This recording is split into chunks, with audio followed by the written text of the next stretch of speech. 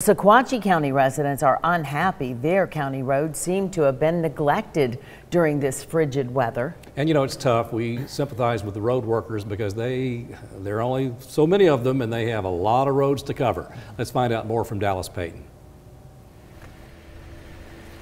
David, Cindy, unless you have a four-wheel drive vehicle, residents who live over on the county road say it's pretty much no point in leaving your neighborhood. Katie Dunn lives out near Tennessee Tree Toppers and says the roads have been horrible.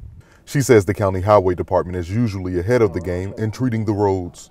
In years past, we're so used to them coming up here prior to a big storm coming in and maybe putting brine on the road, maybe making sure that there are plows coming up the following day, but we haven't seen anything on this road. Without the right vehicle, Dunn says getting out of her neighborhood is nearly impossible.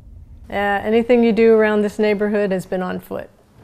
Some four-wheel drives have been able to make it up. Right after the snow, it was kind of still a little bit crunchy. They could make it up.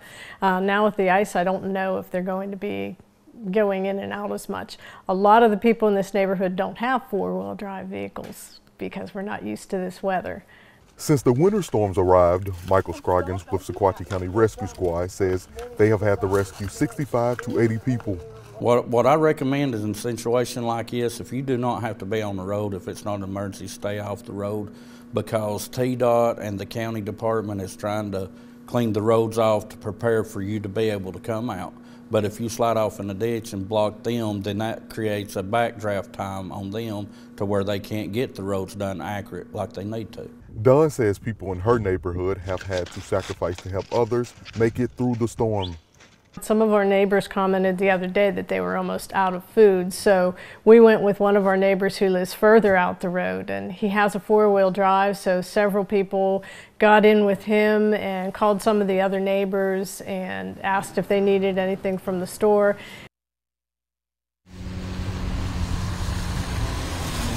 Now, I spoke with Eric here, Eric Higgins with the County Highway Department, and he says putting salt and brine on the road when the temperatures aren't over 20 degrees is pretty much pointless. He said his crew is out doing that now because the temperatures are just a bit warmer. He says they'll continue to focus on primary roads and then get to those secondary roads, which are the county roads. Reporting live in Sequatchie County for Local 3 News, I'm Dallas Payton.